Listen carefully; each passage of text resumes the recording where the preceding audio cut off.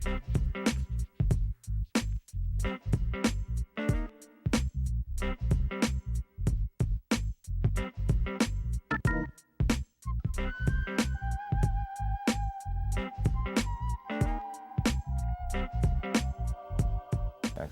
Hello, and welcome to The Good Life, a uniquely black production where we find inspiration for success. My name is CJ Gross. Today's guest and inspiration for success is no other than Rahman Harper, better known as Chef Rock, winner for season 3 of the reality show Hell's Kitchen. Rock, how you doing today? I'm good, CJ. Great to be here. Thanks Excellent. for having me. I gotta ask you the question: how does it feel to reach this level of success in your career? I mean, you're young. You're 30, right? I'm 30. Yeah, getting younger every day. Getting younger every day. I mean, how does it feel, you know, to get to this level where you can actually say, okay, I can do some things in my career that maybe other chefs can't do? You know, it feels great. It's a wonderful feeling. I truly feel honored, and you know, I'm blessed, and you know, fortunate. You know, to be in this position, to be able to do the things that I can do, and that I've been blessed with. So it feels great, but I feel very fortunate and sometimes lucky to be in the spot that I'm in, because a lot of people have paved the way for me. Definitely, that's excellent. Now, I gotta ask you now, we all sit back at home on our couches and watch these reality shows, and we wonder, what does it take to get on the show? First, I want to ask you, what is it like to be on a reality show? It's a very different thing. I mean, it's taped, but you have probably... How real is it? I think that's what we really want to know. How real is it? Well, Hell's Kitchen was very real. Okay. I felt like they portrayed everyone truly to what they were. I know they portrayed me, you know. So that was really you. What we saw was really you. That was a condensed version of me, but there was no... They didn't cut any cards. And but it was great. But, you know, it's a real different thing to walk around for a month and have every second of your life taped. I mean... Cameras everywhere. When I say everywhere, I mean everywhere. There were cameras everywhere. Everywhere, except the bathroom, correct? No, there were cameras in the restroom. Are you serious? Yes. Okay. Now, mind you, you know, it's not the real world or Flavor of Love or anything like that. So they don't want any of that. I think they do that more for security and if anything happens. But, you know, there was no, like, off-camera sight. You know, the shower was off limits. Right. Okay. You know, that's good. Yeah. You know, unless you want to start a new career. Right. No, right. The star was off limits, but you know, it's just very different to be filmed all the time, all the time. I mean, you know, and people see, you got to be willing to allow people, the 50 or 70 people that are behind the walls, to allow them at least to see you for who you really are. Yeah, for all of your moments, all the time. So it can be an interesting thing. Some people get freaked out by it.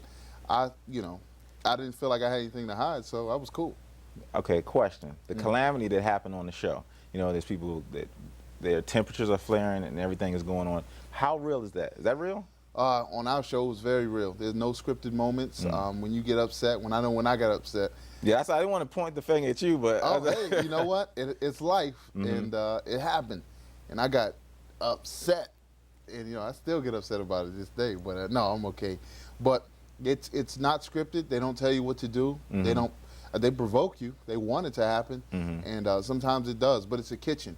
Right. And it's Hell's Kitchen. Things happen. So, I mean, things get very heated. Right. So, but it was real, though. There was a moment in the show where you were presenting your dish, and you had a sauce that you were supposed to have made, and you didn't make the sauce, or it was frozen, or you sent out for the sauce or something. And I was thinking, what was going through your mind at that time when he asked you, did you make the sauce from scratch? No, it was actually... You had this look on your face. It was gnocchi, and gnocchi is it's like a dumpling. It's a potato pasta.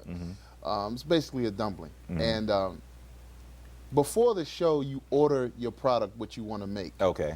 So I ordered gnocchi. They asked me what kind. I didn't really think it. I didn't have time to make gnocchi. Okay. So fresh or frozen, I just said frozen. You know, it's no big deal. Gnocchi. It's a potato dumpling, for Christ's sake. Okay. You know, Ramsay was. You know, I don't say he set me up, but I should have seen that one coming. Right. You know, so what was going through my mind is tell the truth. Right. You know, he asked you it was frozen. Yeah, it was frozen. You know, he liked the flavors. They didn't really show that much.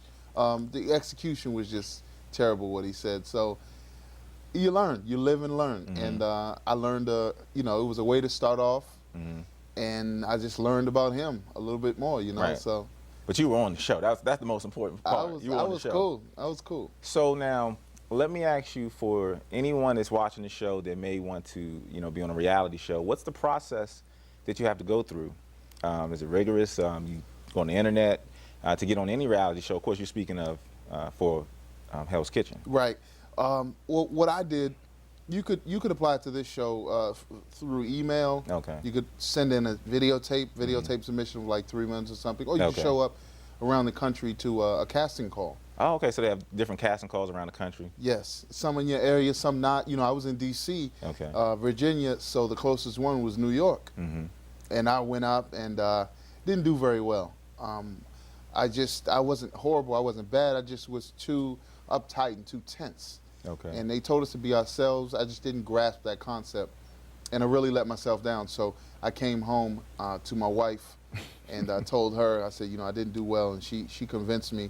Well, I looked on the internet. I said, there's another one in Atlanta. I should go. Okay. I started to defeat myself a little bit, and I said, maybe I shouldn't. So we hopped in there in the car one Friday night after work, and I probably had maybe $80, and so I was writing. So you just checks. decided to go out of the blue.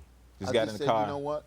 Sometimes you have to put it all on the line, and it's worth it. Even if I wouldn't have made it on the show, just completing the task as far as following through and going down there and committing myself to drive to Atlanta in the middle of the night and come back to work a day or two later, that to me is that accomplishing a task like that can be very important to your psyche and your drive, your future drive and your will. So once I committed myself to it, I already won.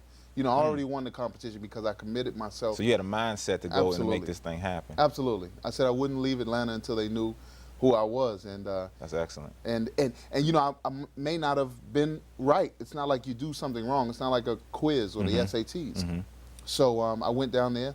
They liked me. They asked me to come back the next day for a video to send to LA, and you know, again, I didn't have any money to stay at a hotel, and we were in a Kia. It was so you were really out on a limb.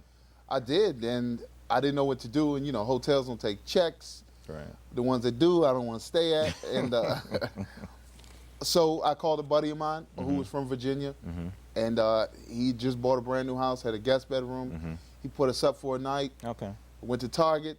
I went to some things. I went to a department store, I should say, and got, you know, a nice little tie just because they were filming me up. And just I did my best on the interview. I did my best, and it was something that's beyond my control.